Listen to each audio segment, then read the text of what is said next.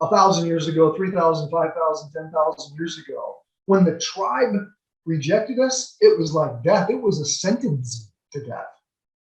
And we need tribe. That's why the commune, the kibbutz, and the tribe, and these intentional communities are formed. And in order for it to survive, in order for you to even have a community, you need to learn how to communicate.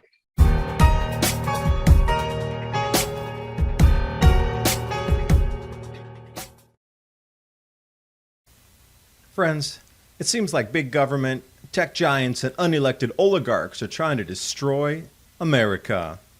And you can see the supply chain disintegrating across the planet. And one of these things that's going to fail along with that will be the food supply chain. Do you have enough emergency food? Most people don't, and they'll panic when the time comes. And give yourself the peace of mind knowing that you have storable foods. 20+ year shelf life allows you to make wise choices, be able to stay home, avoid the chaos. So head on over to foodwithadapt2030.com and see what else My Patriot Supply has to keep your family's grand solar minimum prepared. And now on with the video. And good afternoon, everyone. I had so much positive feedback. Dan Schultz, moving into the positivity with the changes and offering solutions, discussing some of the problems and things that we're facing. And there's been such an uptick, even in the last 6 months since we went around our last interview here. But the problems we face are all in your face. And when I say that, it's not a slang term, in your face, but it's so obvious for everybody to see now that systems are broken. They're not being repaired. The systems that we know as were efficient are now inefficient. The delays, the economy, the inflation, the lack of food, which I'm going to talk about here with the fertilizer reductions coming in next year, which are absolutely going to impact yields globally. So we'll need to take some solutions for our self-sustainability on that. I was like, everywhere you look, you can see the facade has shattered, and it's kind of looking through a glass window now at the farce that has been the last 100 years of what we consider our society and commerce, the wastefulness around us, from government to NGO to so many other things that are now political pawns. And those who have eyes to see, as you mentioned, it's so obvious that there has to be a change. And I really believe that no later than probably the beginning of 2023, maybe at the very middle July of 2023, the perception of saving or planning for the future like we do now, save for your retirement savings. You're 30, you got to start thinking about retirement. That will no longer exist, even as a fleeting thought, as we get into the now for survival and moving through these vast changes of the grand solar minimum, the restructuring of governments, and the complete overhaul and restructuring of an economy, the global level economy. So with all these things that will be happening in short order here, the now will be a thing that everybody will live in versus into the future. I mean, when I say future, it might be near-term future, year, 2 years, but nothing as we look out 40, 50 years from now to try to get ready for living a dream, sitting on a beach, drinking margaritas when you're 30, versus using the money when you're 30 to go run around the beach as one of the super strong body and enjoy life to its fullest, versus waiting till you're 70 so you can go literally just sit on a beach because you're too old to go run around and enjoy climbing the mountains, jumping in the waterfalls, whatever that entails. So there's a lot of things happening. And the world, we know, is shifting right in front, and it's going to shift much more intensely in these next year. So, Dan, I'm glad you came back on. We were talking before the show about some fertilizer, and I wanted to pick your brain on that. So, welcome back. And how have you seen the world change even in the last 6 months? I mean, there's stark movements that are starting to appear more and more that can't be denied. It can't be denied. And I really think it's beneficial to frame this in paradigm shifts. And paradigm shifts have been a theme in my life, but I think increasingly in everybody's life. There's so many. I mean, my biggest paradigm shift was going from allopathic thought to holistic thought, the medical model. You know, we have a surgeon general. You grow up, you take a baby aspirin when you have a fever when you're a kid. You go to the doctor when you're sick. I mean, we live in a medical culture. And that changed for me when I found holistic thought was an awakening for me. But there's been so many. I mean, now we have going from a nuclear sun to plasma cosmology, you know, from linear to cyclical, like we talk about quite a bit. You know, I used to think America's, I sang the Star Spangled Banner at my wedding. I was a red-blooded American who thought America was the greatest planet on the earth, or greatest country on the planet. And I'm a little embarrassed by that now. You know, now the paradigm has shifted. There isn't even America. There's oligarchs and corporations and the people that run the planet. You know, America is a facade. There's so many. 9/11 was a paradigm shift, and I was duped like most people. I wanted to get those terrorists. I really did. I'm embarrassed to admit that. It took, you know, some people showing me, hey, look at this, to see that 9/11 was a completely different scenario. You know, when I had kids going from public schools to homeschool to unschooling, there's so many paradigm shifts, and maybe one of the biggest in my life and more applicable to what you and I are doing is at one time I was a fiercely competitive athlete. Winning was everything. It was everything. I didn't go to college to go to college. I went to college to go to the Olympics, and it was everything. And now it seems so silly. I remember being really important if the Raiders won. You know, it seems so silly to me now. But this competitive to a cooperative paradigm is a big deal. This rugged independence to we're all in this together is more applicable than it has ever been. And I think at my Maitreya Mountain Village, the way that shows up is we practice a paradigm shift in communication. So, do you know NVC by chance? Nonviolent communication? No, maybe I do, but maybe by a different name. Explain that to me full. Can you flesh that out a little bit?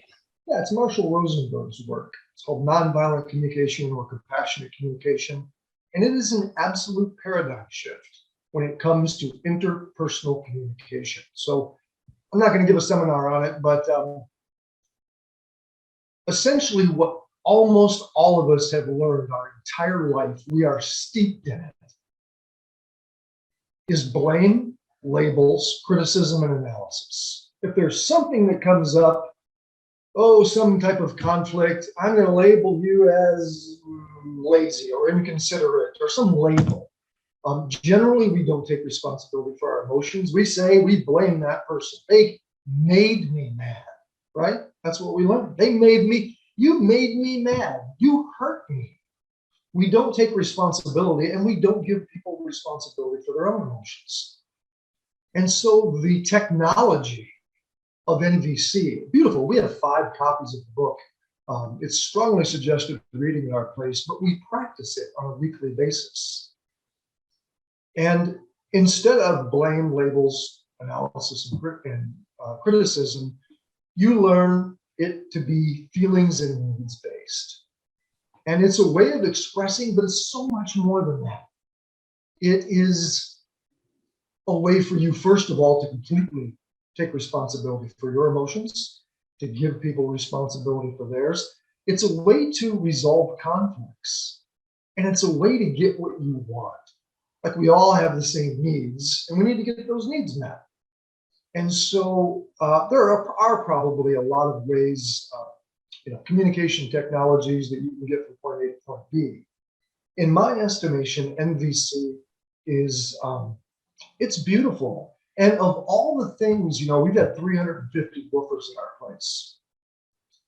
And of all the things that people write me back 6 months, 1 year, 2 year, 5 years later, they write me back and say what impacted them the most was our heart club that we practice every week. And they'll bring it to appreciations and withholds and admissions, acknowledgements, and the ability to share from the heart and build trust. Because as we've been talking about, as we go through all these changes, and as I argue,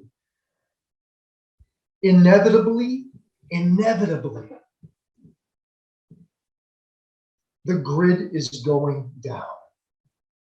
That is the inevitability that I see. There are a lot of permutations. The world is going to get colder.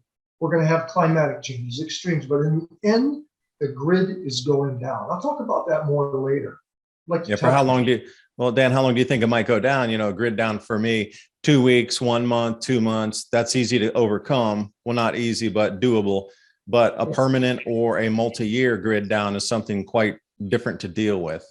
They are very different, and we can't necessarily, be rigid in our expectations of all these different permutations of the crises that can happen. Everything's on the table. We've been surprised at just all the crap that's happened right now. But my point is that when these systems collapse, they're in free fall collapse right now. It might be a controlled demolition collapse, but essentially, we need to learn to work together. And having a community, we touched on this in the last podcast, that it's the people. You can't go it alone. The people that go it alone, the reason why we don't like rejection as a human being is because when our tribe rejected us 1,000 years ago, 3,000, 5,000, 10,000 years ago, when the tribe rejected us, it was like death. It was a sentence to death.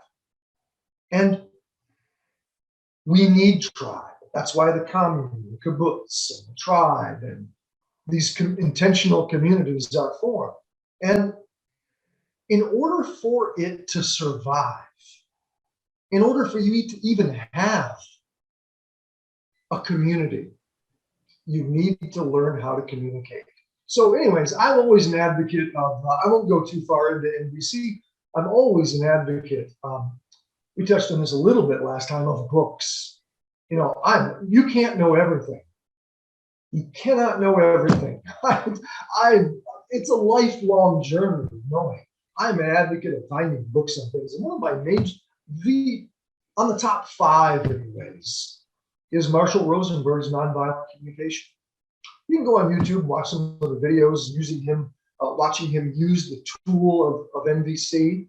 But when you can learn, and it's not easy, it sounds so easy.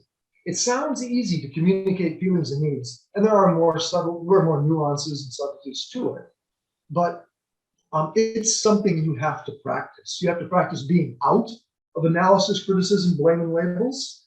You have to practice being in, listening with it and speaking with it. And communities, our brains are made to trust. That was one of my insights into indigenous communities that I lived with. They trust each other inherently, implicitly. It is woven into the fabric of their culture. Everyone around them you trust. You and me and all of these other people around us, almost nobody knows that. I mean, maybe you got some great parents and the family's tight, but having a tribe, everyone around you that you trust, and our brain is made for that. So my point in this is that in America anyways, in most of the West, even the news will condition you out of that, out of trust.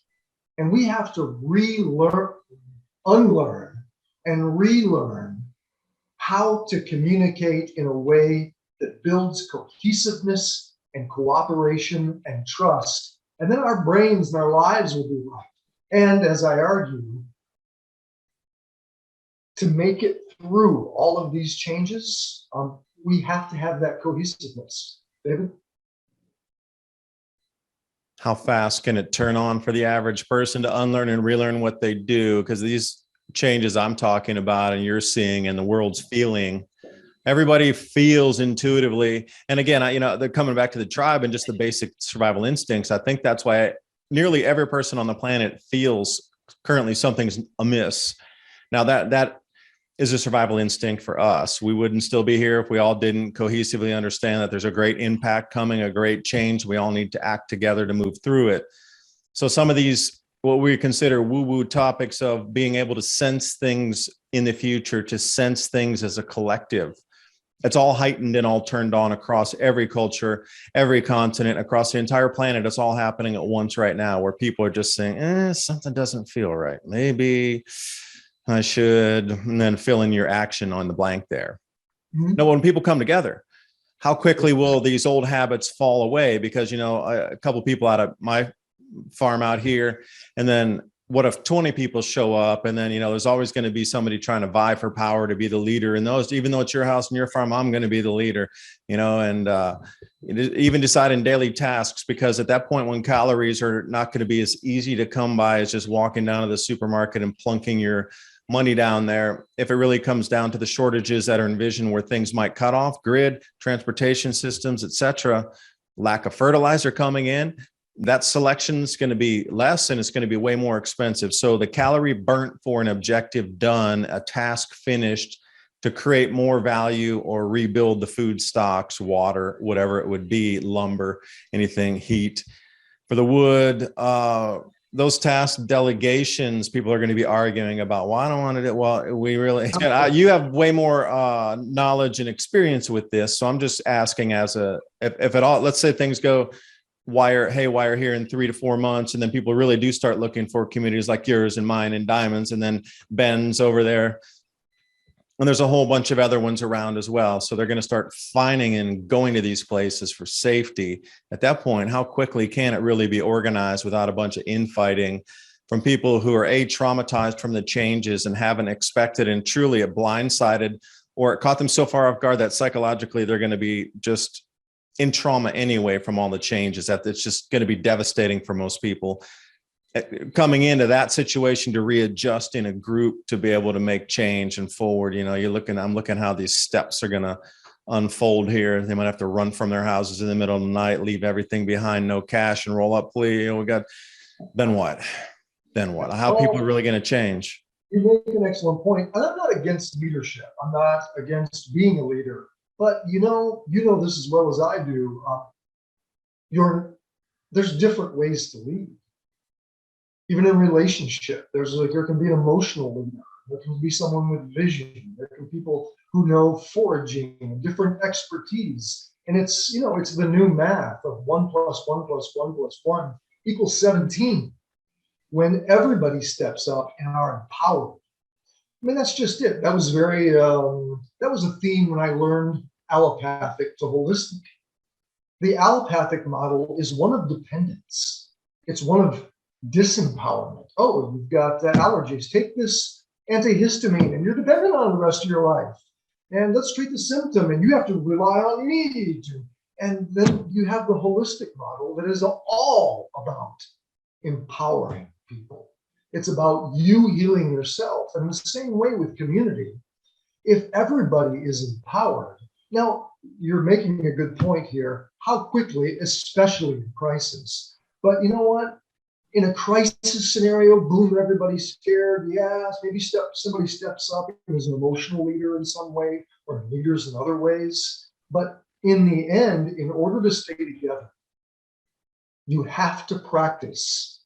You have to practice it. It's not going to turn around in a week. I've been practicing NVC for almost 12 years now. Old habits of blame, label, criticism, and analysis are tough to get away from. I fail regularly, but I practice it and I come back to it. And in the end, to me, it is an absolute truth that when we are all empowered and we're working cooperatively, we build trust, we build cohesiveness, we are going to survive and be efficient. I wrote an article for Communities Magazine called Humanity versus Efficiency. Like, you're right. Hey, we could disagree on David wants to put the compost bin 20 feet over there, and I want it 20 feet over here. Well, and maybe you just, we talk about it, and you just don't feel heard. Maybe we need to process that. That can be inefficient. You feel somebody feels insecure, or they feel slighted in the conversation. It's not efficient. Dictatorship is efficient. Communist, the Chinese Communist Party is efficient. But well, somebody might have a more efficient way. Okay, well, if you're going to do this much, then the radius from here, because most of there's 17 trips to this part over here and only 3 trips to there, and the way you go is save 200 steps each way, and think how many calories that is. We could do math behind it, Right. And you know what? In the long haul, considering people as human beings, including them as human beings, and coordinating as human beings, sometimes takes. That's why at our Heart Club meeting that we have weekly, we have an opportunity to express what's true for us and what kind of feelings and needs are being met, and it's both cathartic. We get to be human beings, and we get to know each other better and understand what makes us tick. And I think, in the end, one of the things that's designed to build is empathy. How can you really have a great human experience? And empathy, we live in a sociopathic society. I listened to a whole tape series once about sociopaths. It was really disturbing to me. Like, 1-2% of the population, some people say 3% of the population, are sociopaths. And I thought, I've never met a sociopath. And by the time I was done listening to it, I thought, am I a sociopath? My friend told me, sociopaths don't worry about being a sociopath. But yeah, it's everybody on TV that you see is one. Yeah, well, and politicians, and we live in a sociopathic society, and that rubs off on us in certain ways. We become numb because of the news. And in order to really embrace our humanness and the tribe, empathy, and for me, it's NVC. It's nonviolent communication. So some type of practice that we get, we can't just be worker bees. We're not bees. We're human beings. And we're not only human beings, but we're human beings that have been trained, for all of us in America, where we don't even know our neighbors, let alone trust them. And that just has to be built. It's something that has to be practiced and built. And I'll say for sure that people gardening together are having so much fun, tilling the soil, putting the thing, getting all watered down. That is something that bonds everybody together. And so far, every time it's been planting or harvesting or something, it's just been a bunch of laughs, a bunch of joy together, people helping. Planting is one of the things that, I don't know what it is. Everybody comes together and there's no arguing or anything. Except maybe like, hey, make sure you don't put the rake down that way so you step on it and hit you in the face like a cartoon character or something. But otherwise, planting is just everybody's just so tuned in at that point because the hands are in the soil. Sometimes people taking their shoes off and the decompressing, those kind of energies that don't normally leave our bodies. For most, I would say a majority of the people living in the United States, very few people walk out barefoot onto their own land that's, like you say, mountainous. Like you have a fair few acres, I have some acreage. Most people are in a city with rubber shoes on all the time, and they get all angsty, and it's really difficult to decompress some of that energy by allowing or rolling, just laying on the grass and allowing these energies to come out. But I find that when planting, getting that charge out of your body by the earth itself, and people putting hands in the soil and the smells of the soil, something real primal about that. And not a lot of people get that are living in cities or even in suburbs that come on out to help or whatnot. In our place, it's firewood. That's kind of our community. Yeah, building fire, that's another hugely amazing thing. You know, you get a small fire starting, go, oh, we need some more wood. And they'll go not miles around, but they'll go like sweeping the periphery of the property, looking for pulling stuff. I was burning it. Yeah, the fire is primal too. Yeah. But you know, you talk about this a good bit. I'm speaking to the maybe 30, 40, 50% of the audience that isn't sure what's going to happen. Well, in a lot of ways, we're all not sure. But this is I'm about this whole management of a situation. I'm very practical, and I'm very humanist. And the practical part of me says, when you look at the patterns, the cycles and the patterns, there are lots of things that could happen. You've got you talk about the gas giants being on one part of the solar system, it changes the magnetic field. You know, the big pattern, the biggest pattern is that our magnetosphere is declining. It's not only declining, it's not declining on a linear, it's declining on a parabolic pace. That means an acceleration. We're already 25%, about 25% down from 1859 in the Carrington event. What this means, if you don't, I mean, it's solid science too. This isn't like two people drinking moonshine in Tennessee who on a discussion forum. This is solid science. Ben Davidson highlights this. You can go through the scientific paper after scientific paper. The evidence is clear. Our magnetosphere is waning. This is a big deal. This very well may be a bigger deal than the grand solar minimum. And the declining magnetosphere inevitably means that even an M-class solar flare, a small solar flare, will melt every copper wire on the planet.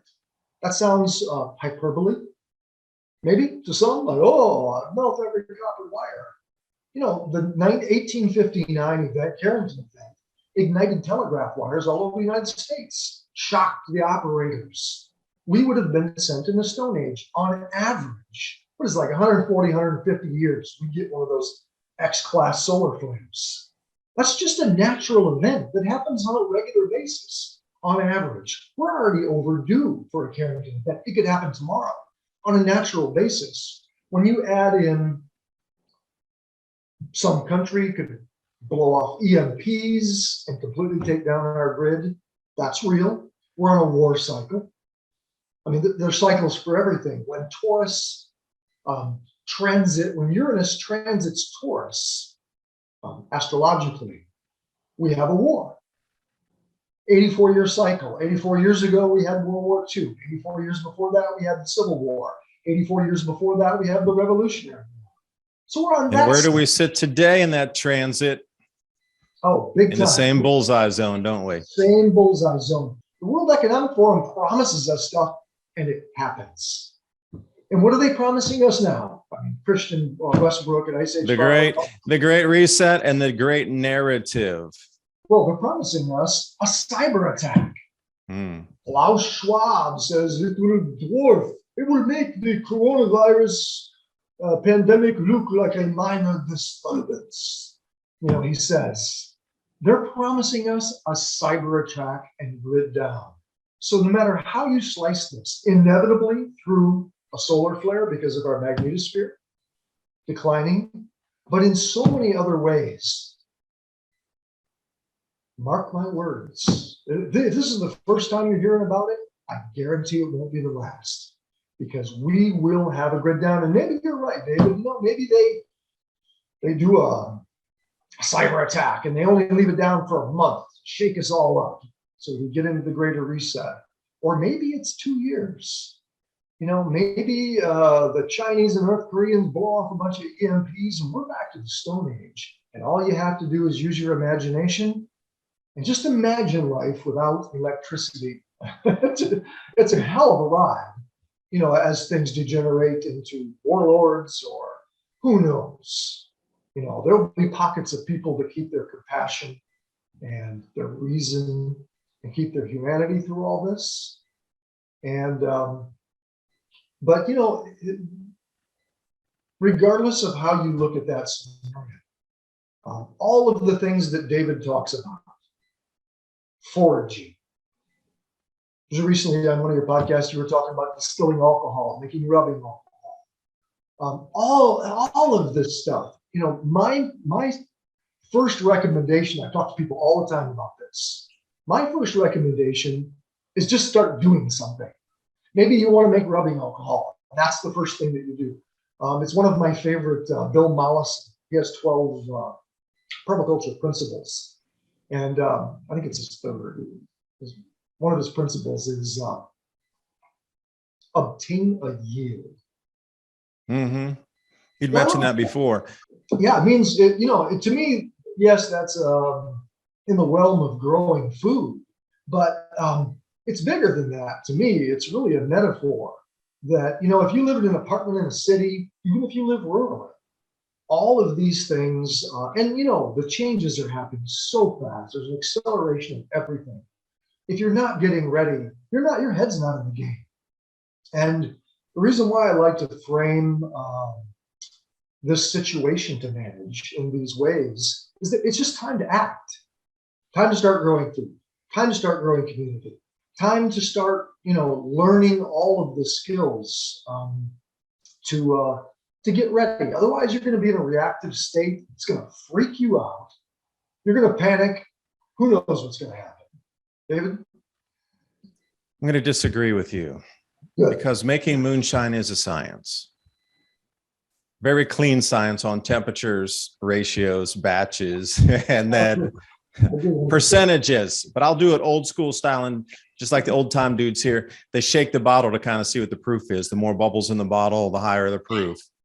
And that's no joke. Like these old time guys, the way they do it, they're not really, putting the hydrometer in there to see what the alcohol content is. They're just shaking the bottle. And, oh, the bubbles are still pretty big. It must be about 130. And then I ended up getting 10 pounds of non-GMO cornmeal from the Amish before they just closed. So even for us living out here in the countryside, Amish closed down for the rest of the season. So they're not going to be back open until March again. A lot of people's plan was, if the supermarket like Costco doesn't have anything, if XYZ doesn't have anything, I'm going to go to the farmer's market and I'm going to go to the Amish. Well, for these next 4 months, there's no farmer's markets either.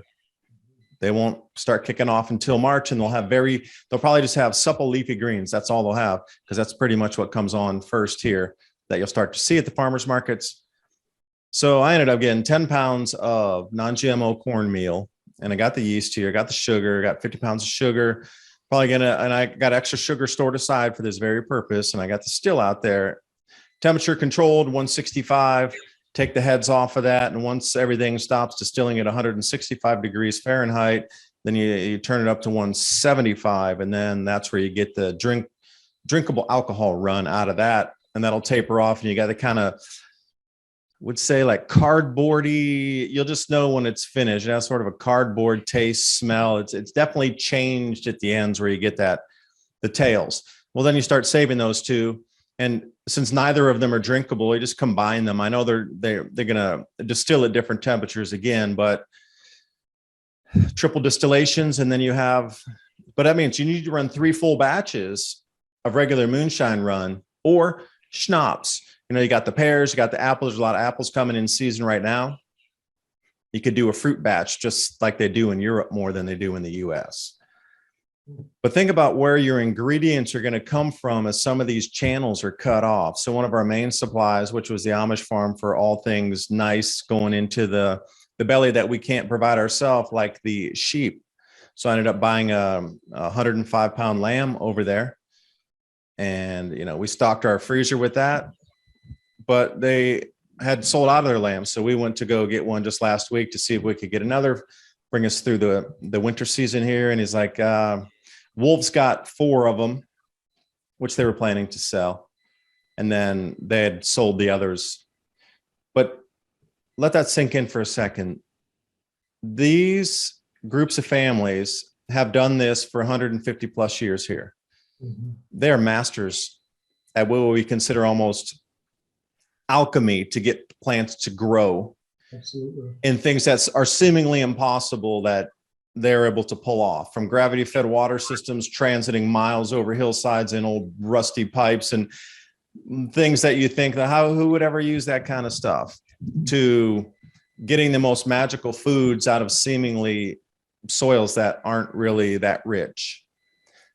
But animal husbandry is one of their key things as well, because they do raise the sheep. Now, for them to have the guard dogs out there at all times, and them themselves looking for predators, for wolves to come in and snag 4 of their lambs for the year over this last 2 months, that's unheard of. Even they were saying that it seems that nature is over hungry.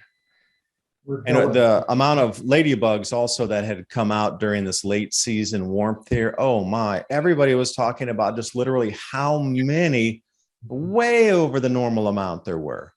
And the carpenter bees, I like to call them wood bees because they eat everything out of your wood. The carpenter bees here, again, the same thing. Everybody's talking about how voracious and ferocious and unbelievable numbers and never ending just onslaught of these carpenter bees this year. Yeah. And it's just been one thing after another, indicating that nature's also alerting itself, and we as humans probably miss those signals, that if the wolves are willing to come in, or I should say the coyotes are willing to come in that deeply, way into the Amish farms to try to snag a sheep, knowing that they're in danger themselves. Because everywhere around here, anytime you see a coyote, shoot it on sight.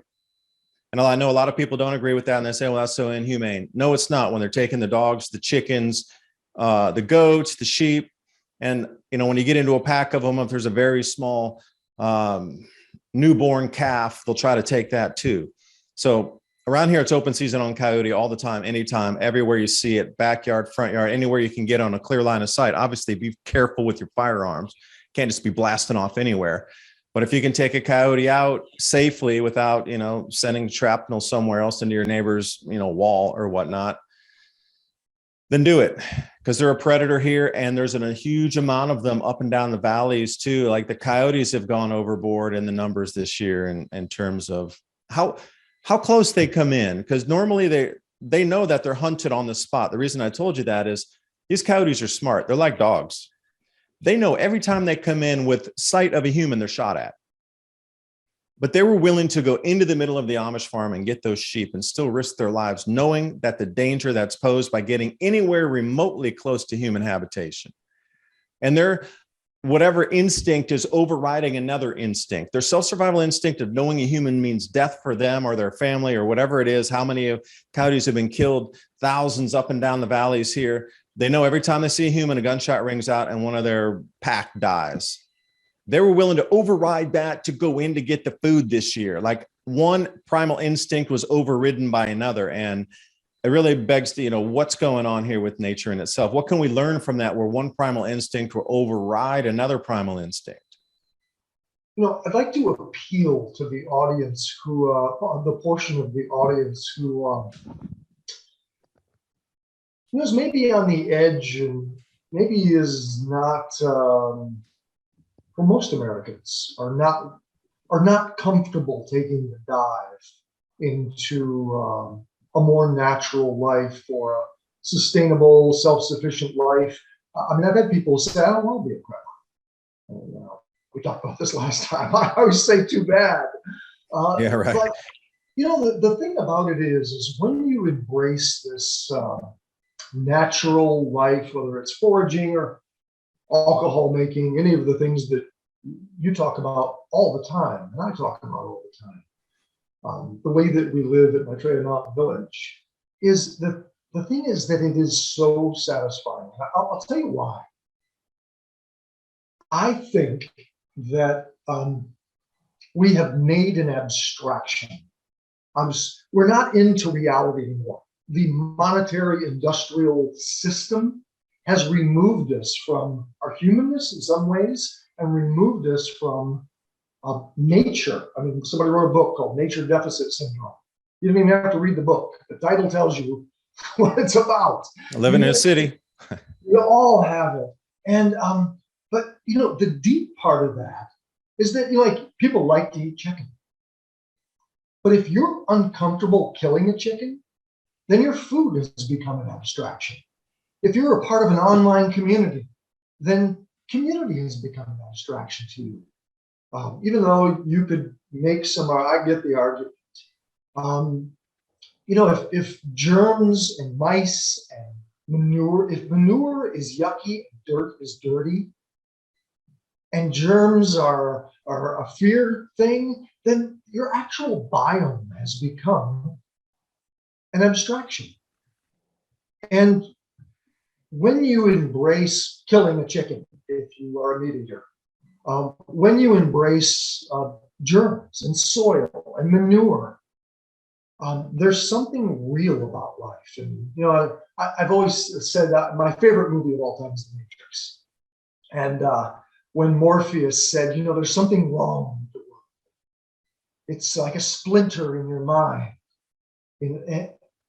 You're born into a world that you can't taste or touch. It's this paradigm, this abstraction that we live in, where we're divorced from nature and humanity. And when you start living in ways where you're doing something as simple as procuring your own heat, your firewood, you're growing the marigold, you're growing a tomato.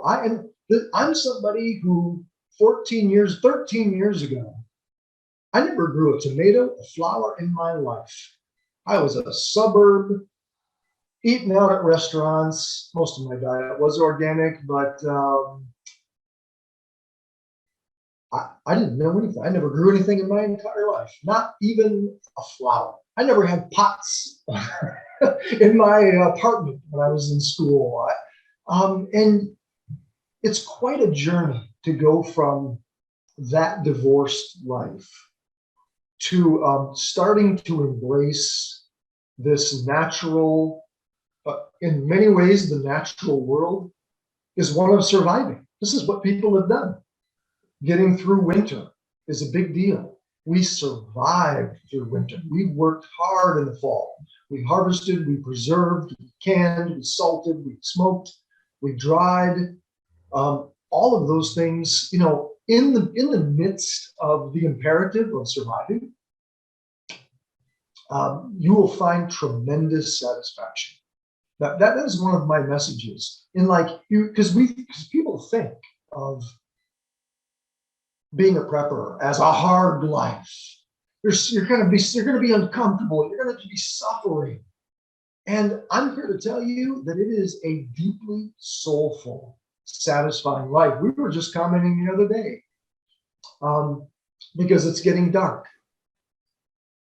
And one of our new members said, you know, I used to, when I lived in my house, I used to stay up until 11:30, noon, 2 o'clock in the morning, doing crafts. You know, she didn't have TV, but I stayed up until, 10, 11 o'clock at night. And now we sleep with the natural cycles. When it gets dark at 5 o'clock, most people turn in for the day. Now she sleeps like 10 hours. And I think it's natural to sleep for 8, 9, 10 hours during the winter. It's dark when you have artificial lights, which we live relatively, we do have lights, but we turn in, we live with natural cycles. When you live with the seasons and the weather and the cycles, even the daily cycles, there's a being in tune with nature in a way that a person who lives with a climate controlled building with lights, they stay up until midnight, they binge watch Lost in Space or some other, they're on Netflix until 1 o'clock in the morning. It is an unnatural cycle that leads us, I argue, it leads us to obsession and addiction and discontentedness because you are out of tune with natural cycles. That's deep. Yeah, and speaking of an abstraction here, I want to tell you a story. I got cameras put up around the property so we could obviously see who's coming in. If there's anything poking its head around at night. And when we put the camera in, it was still pretty clear. There were a few branches hanging over, and for me, it didn't register, but the the guys who were helping me put the camera in went up with a pair of, pruners and went and snipped a couple branches, but they snipped a Japanese honeysuckle. And a friend of mine had been here not just days earlier and had been wild foraging around and dug up some roots to make tinctures from and cut a few things to scrape some bark and all this. So when I saw him hit that specific plant, knowing you can make a tea out of it, he cut another plant. I said, well, I'm not really familiar with that one. What can you use that for? And he looked at me like, what do you mean? I said, well, you cut the Japanese honeysuckle. I thought you were, just wild foraging. You were going to take some stuff home with you. Feel free and cut as much as you want and take back with you, natural remedy, whatever. Natural forest is a huge free supermarket out here. And he looks at me and he goes, no, I was just clearing the line of sight for the cameras. But his worker that was with him was, all right, man, we're at a different level here. And it really was like something I perceived as a different context in it, trimming the tree to actually take a medicinal or take something that was a tea for a sore throat off of the plant. I thought he was really wild harvesting because, I was in that mind frame of thinking about what could be taken, eaten, used. So anytime something's trimmed, then it's a usable. I'm like, all right, cool. But it just didn't dawn on me that they were just trimming the tree line to make a clear line of sight. I mean, it did afterward and we had a good laugh about it, but those two different worlds are going to connect or collide or, meet in the middle here somewhere real soon and real short. So, going from mind frame like that, on the outside of, I never even wild harvested anything once in my life, like you were talking about, all the way over into, all right, it's a thing in the spring. I'm waiting for the natural vegetation to come back. And then another thing that's out of sync here, it's going to be 72 degrees next week. And the plants have already gone dormant. So for 4 days, it'll be in the high 60s, low 70s, bright sunlight for 4 to 5 days next week, going into the 20th of December. So, how are the plants going to respond to that? Like last year, we lost all the wine vines because we put them in, they started throwing leaf, and then we had this incredible super freeze come in for 4 straight days, killed everything we lost all the blooms. There was no fruit this year, barely down of anybody's farms around here, or we were getting these little tiny cherries because the first year plantings and the dwarf varieties. Nature's throwing curveballs. Humans are being thrown curveballs. And with the magnetosphere waning, you just have to think about how is that going to affect the human perception or the human psyche, because we're right in that magnetic coupling of magnetic hemispheres of the brain. We live on a magnetic thing called the crust with a different charge than the atmosphere. And then we have the whole encapsulated driver of that changing itself, which would explain why the cloud cells and the jet streams are moving. Weaker magnetosphere, things aren't locked in as tightly, and the pressure systems aren't wrapping in and staying in the usual areas they would set up for whatever season. And things are almost spinning around. There's a high pressure over Greenland right now, but that blocking high pressure is forcing cooler air further down, Texas, Mexico, Florida here. But as it spins around the high pressure, it's almost looping all the way clear back to the point where there's going to be a giant vortice in the atmosphere. If it goes another 1,000 miles back to where it seems to be pinging off, it'll turn in. And you'd have to wonder, are some of these events recorded in history where you get a break off of that and it'll start circulating on itself and creating its own weather pattern? And these are the things that are setting up as we look right now. So as we progress into that magnetic field you're talking about with the gas giants lining up, in earnest, the Earth will be 100% locked in that through the middle of 2025, starting Q1 of next year. So no later than March. It depends. It's a few days here, a few days there. You determine and know where your line is, where Jupiter swings past the Earth. Where they're both moving. One's moving faster than the other, so they're playing this little catch-up game until the Earth gets fully into that field. And from that point forward, the vast change that we're seeing with atmospheric disturbance, magnetosphere declines in this fashion where who knows if it's going to go from 60 to 20 in a year. You just don't know. Is it going to progress even further into some other declines? And, you're looking at where the magnetic field positions the north-south polar, jumping around everywhere. And Ben's mapped it out pretty much where he thinks it might connect somewhere around Indonesia, west of Indonesia, above the equator there. I mean, how fast can all this onset, and how is it going to affect the human psyche? See, this resonance field's changing. You mentioned Taurus there. And astronomy and astrology used to be the same science, and they were dissected about 250 years ago. They were separated. But astronomy shows you the science behind where the planets are lying in their orbits, where our star is in terms of its orbit and then where we sit in the spiral arm of the galaxy. But the astrology explains the energetic frequency that this system passes through on a regular basis in a cycle.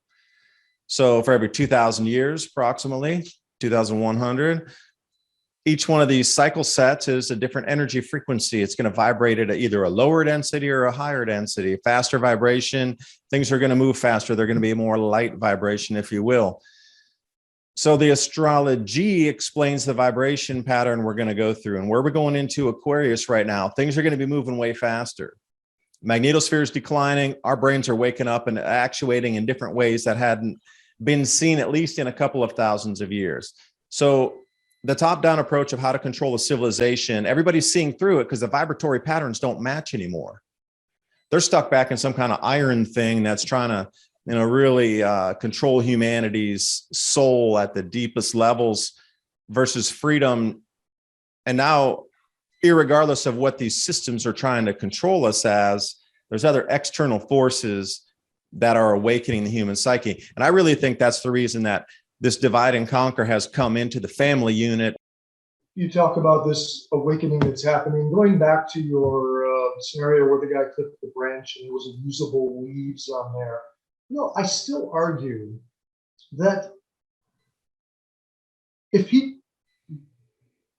one of your guests or your woofers or a visitor takes back the leaves and steeps them and makes a tea, it is such an empowering event. You may have noticed this when you teach people things like this, that that is a wild, crazy idea for them, to take a branch, to take the leaves and use it in some way. They have never done anything like that in their life. 99.99% of Americans have never done anything like that in their entire life. It is that little act of using nature, one way of putting it, connecting with nature, benefiting from nature is a really connecting idea. And that little event where they go home and steep the leaves, we do that sometimes with madrone berries or madrone bark. In fact, you can make a nice tea. And someone will do it, and it's so enlivening for them. And that's my point, is that it's fun to connect. It's empowering. It's inspiring. There's some awakening that happens when people, bit by bit, they might learn that little bit of technology, how to use that branch that he cut down. They might learn how to distill alcohol. Maybe it's some other, whatever it is. When we embrace this sustainable living, it ends up being deep, and it ends up being extremely satisfying. And especially if you take somebody around and let them pick something from the field as well. I threw a few seeds last year, these wild mustard or mustard greens that came up, and picking it. Oh, can you help go pick some mustard greens? We'll throw it into the salad, and it's the same thing. Once it's added to a salad, and that can actually taste, and like, wow, that tastes very different. Yeah, or just all the lettuces that are still growing here. We got an enormous amount of lettuce, green onions. The basil got killed in the frost, but there's kale, cabbage, kohlrabi, and like the mustard. All that kind of cooler weather greens are all still in flourishing amounts here, and the lettuces too.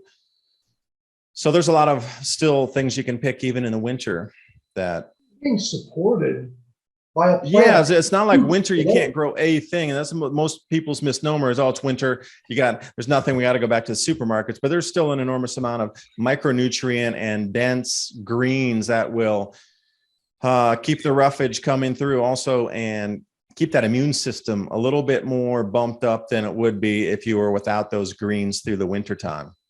Yeah, and especially you and I were talking pre-show about fertilizers. Oh yeah, I wanted to go back to that. Yeah, please. But you know, there's also a magic. Not only can you eat from the plant that's right in front of you, you're literally, it's not coming from nowhere. It's not from you know, Paraguay or Chile or Madagascar, where who knows what happened to it in a way when you know that plant.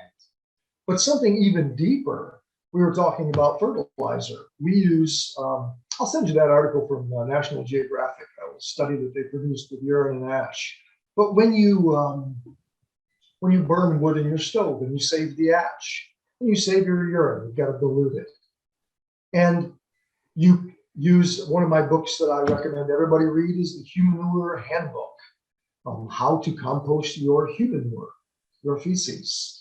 And there's another level of magic when you take what is your body, you compost it. You take the wood and you burn it, and you're something that comes out of your body, you're borrowing this water, the urine comes out, and you actually fertilize plants. Because as you said, fertilizer is becoming more scarce. In years to come, there will not be fertilizer. We need to learn how to do this. But when you take urine and ash and feces, you compost all this, you make your own soil, and part of it comes from your body. And now that plant that you're eating, you're a part of it. It's super deep. I mean, you might intellectually know, oh, the cycle of life and it's all a part of us, but it's very different from actually planting the apple tree, peeing around the apple tree, composting, what goes inside of you, wood ash, you create these fertile soils, and then it grows and you eat the apple and it keeps on coming back. You are connected. Yeah, having these solutions for, I was just looking out at the orchard here, the window, because this soil builder used to be about, I don't know, $16 a ton down at the local farm store here. Now it's 24. I think they said they were going to raise it up, probably 25, 26 by the end of the year here. But it's just what you're talking about, decomposed and broken down wood and different kind of wood, leaves and all this. And it gets broken down into what I say, like silk fiber type of wood decomposition. And you just put around all the trees out there to keep the weeds from growing up, but also to keep the moisture in there, and then have breakdown and build that natural soil and that drip periphery line of where the fruit trees are. Now it takes a little bit to get in there and get it started and stay on top of it. But even having that skill set of using that soil builder to then fluff your garden to have a little bit more aerated soil, because we're living in a real heavy clay area here. So to have the skill set to even the fortitude, or even to think in the future of setting a 6x6 pit somewhere where you're throwing things that are already semi-decomposed. When you're going through the forest and cleaning, you're going to come across those logs that are already well into the way of decomposition, and being able to throw those in the pile. And then, I've seen these different raised bed techniques of putting logs at the very bottom also as the base layer that decompose. And, think about wood as a soil builder. In addition to the wood ash, because you're always going to have fires. And don't be afraid by CO2 because you have a campfire. So they've demonized CO2 so badly that even you, as just a person on your own land, to have a campfire or burning some brush that you cleared out is almost considered an offense these days because you're releasing CO2. So don't buy into that. You're not the company that has mega fleets of ships cruising across the ocean. You're not the one that has a 25 million square foot factory and these types of things. They blame it on us, the people, but it's almost inverted 180. The advertisement tells you to buy two because they're on sale, yet the same companies support the NGOs to go around and say CO2 is bad, but it's the same companies that are producing all this CO2, creating the new carbon offset credit market, personal carbon allocation market as a base asset for the new currency that's going to be unveiled here shortly. It's all been just a giant circle. People are seeing through it. I don't know if you ever listened to Joel Salatin. I do. Yeah. I was actually considered going up to see him. Yeah. Virginia, right? Yeah. He's about 3 hours from here. Oh, nice. Polyface Farms. And by the way, that book is just a dynamite book to have. I got 2 copies in case, Absolutely. we need to take one up to the field and leave one for building, because, we're thinking about the blue hens now. So little tiny ones. Yeah. Smaller eggs, tiny. They eat a lot of insects. They're really easy to keep. They're quiet and they're small. So they're going to stay, I wouldn't say off the radar more than like a guinea fowl that's going to be banging around, making a ton of noise out front. I love Joel Salatin. He really speaks to me. And one of the things he said that resonates is that all farmers are soil farmers. In the end, it all has to do with the soil. And so it's just one of those skills we need to learn. And I think, flush toilets never made any sense to me. I always said that, one of those abstractions, if you use a toilet and you flush it and you have no idea where it goes and you don't care, then, it's another example of the cycle of nutrients in life being an abstraction. It just goes off to an expensive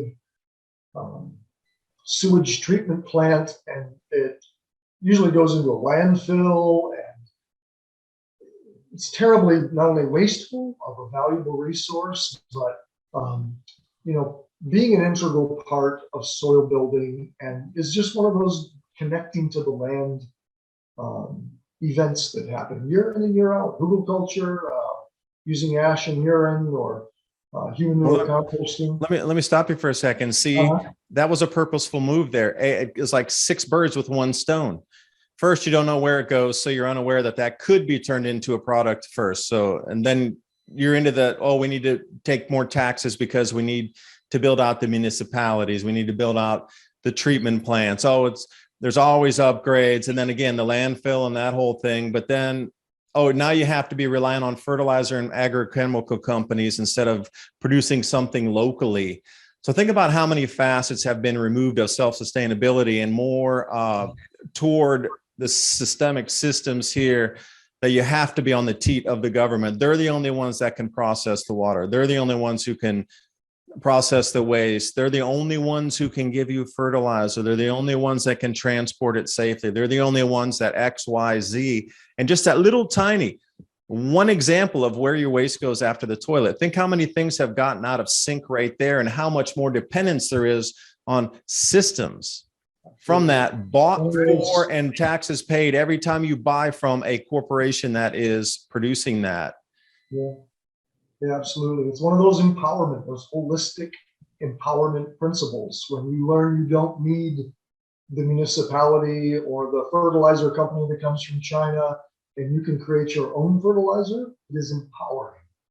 And so tell me about the yields. We talked yesterday a little bit about the yields. So ash and urine creating a fertilizer, because all numbers are leading. So just as a general, we're going to say 10%. It's not exact. 10% decline in global availability of petrochemical fertilizers, NPK, like 1010, 19, whatever you want to do, straight up nitrogen, and then the phosphorus or the potash that they use to really make plants grow in those maturation phases. That is going to be lacking just globally 10% next year. And if you look out, industry leader, you want to check out CF Industries. They're one of the largest fertilizer producers here in the US.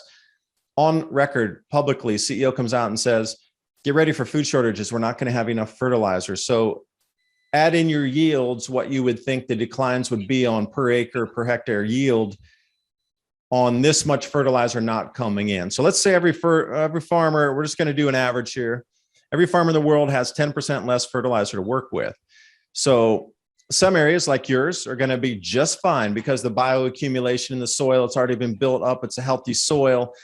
So even if there's nothing added, it could still draw down on that for, a couple of seasons until it's added back to. But you go out in the middle of the Midwest, like Nebraska, where they're doing 20,000 acres on a single farm with those massive tractors, combines, you see, there's nothing in the soil except just dirt and then whatever they add to it to make plants grow. So the yield decline is not going to be just average across the board. There's going to be some areas that get better yield or sustained yield or maybe slight declines. But where they're heavily, heavily dependent on that, they're going to get massive declines. So a 10% reduction in fertilizer being used on a farm Well, how much do you think that will knock down per acre on the tonnage or on the bushels? When you look at the coordinated attack, and for your audience, if you do not know it, if you do not understand this, there is so much information out there. We could talk for hours on it. That there is a coordinated attack on our worldwide agricultural system, from the decline in availability of fertilizers, which is a big deal, to they're paying farmers for their pig rights, so they can't ever farm pigs again. They're pouring out millions of gallons of milk. They're paying farmers not to farm, even to destroy their crops. There are some blatant attacks in a very diverse ways. You can't process it. You can't ship it. However you look at the entire system, there is an attack on our food system. And what it means is there's going to be shortages, and that food prices are going maybe this, but food prices are going up. And it's not a crazy idea. Look at history. They have controlled people with food for a long time. Ask the Soviets, ask the Chinese, then it's going to happen again. And people like you and myself, we're prepared, but at 100% low, nothing's ever 100. I mean, we're prepared enough for at least what we see coming at us for some time. If it's going to last for the rest of our lives, we're definitely all going to have to shift in ways that we hadn't thought before. But for the average person, when the food that they don't grow themselves, because they don't even know how to supplement a salad. So, we were talking the other day about how much money we had saved by not buying produce during the entire summer. How much money that had really saved, eating fresh, huge, gigantic leafy salads every day. Sometimes we couldn't even finish the salad. I know it's a shame. It wilted, and if we didn't eat it in the morning for breakfast or something, it was kind of a loss, which hurt me a little bit. So we had to, tweak in the size of the salad so it wasn't so much wastage. Even now, we can still supplement with the salads with what we canned up during the summer of all the squash. We got a fair few pumpkins and butternut squashes still fresh that's there. Canned tomatoes, green beans, all that stuff we saved. We dehydrated a bunch of things. Peppers, and we made our own sun-dried tomatoes, and we had an enormous amount of stuff we made ourselves from what we grew this year, and huge money saving. So the average person that's going to the supermarket every week to feed their families or whatnot, they're going to get priced out of the game at some point. And how's that going to affect the stability of society where, the water cooler talk's all about food prices, not the game, that had previously been talked about. Oh, the Raiders did this. What did Browns do this weekend? That was water cooler talk, maybe a little bit of politics, but mainly it was fun stuff. But now what if water cooler talk is 100% food pricing, availability of food, where are you going to get the food? And my whole thing is, you can see the narrative playing out. And I'm not trying to be negative here, but I'm just trying what you see, and then how can you game it out and then figure out your safest move through that.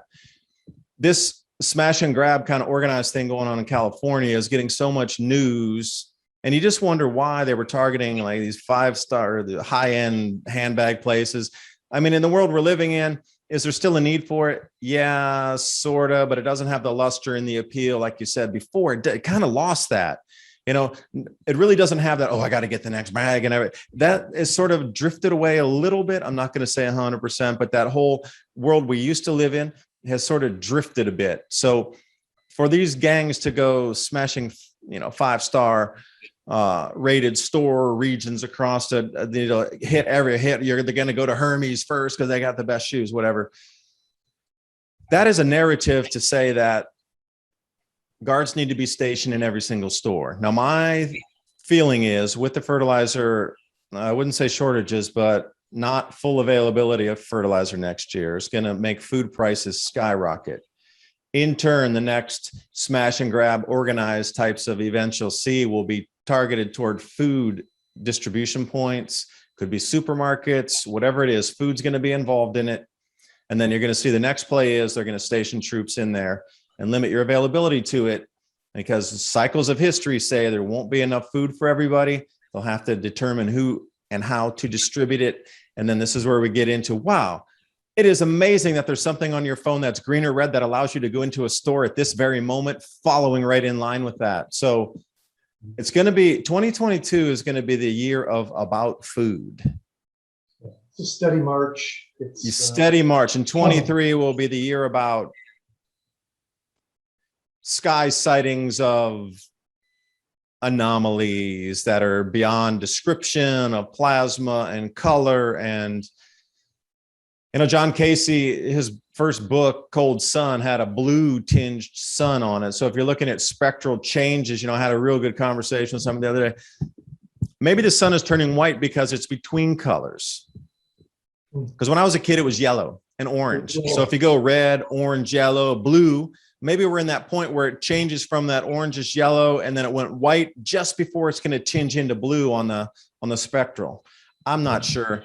But it seems like we might be between a color, because if you're going to shift between colors, there's going to have to be a middle point somewhere where that's just that tinge of neither before it flips to the next one. And maybe that's what that white sun that we're seeing now. And in short order, we'll see a green or a blue tinge to the sun, or our sky could turn more green, or something that is going to just shape the way that people really view their days and what's important around them at the moment. So 2023 could be perhaps the year of the moment, because nobody will be caring about the future. You'll be just concerned about this breath. Yeah.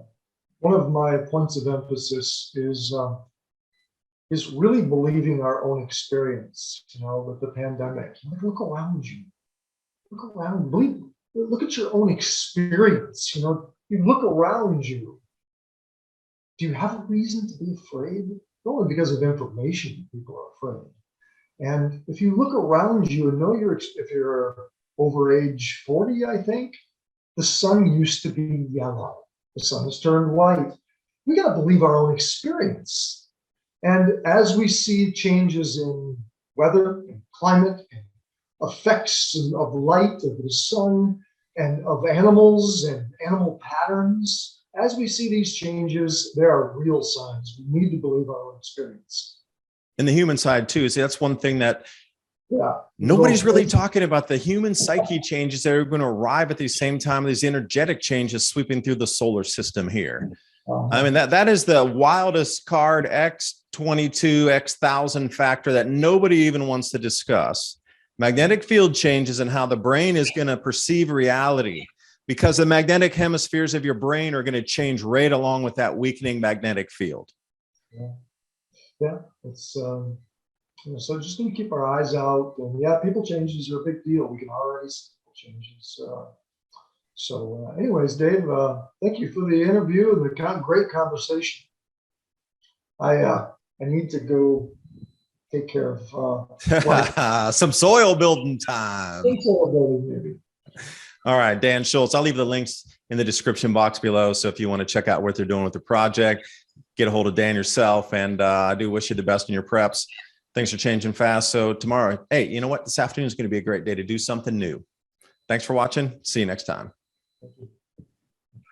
I need to go get the couple cords of wood for the wood burning stoves, because they're already anticipating power outages here coming up. If there's a lack of power in Virginia, they're going to reroute power from TVA, and they're going to start throwing us to rolling brownouts here. And they're going to reroute the power up to DC, Quantico, and whatever other podunk wannabe government place is going to try to pilfer electricity from those who have it.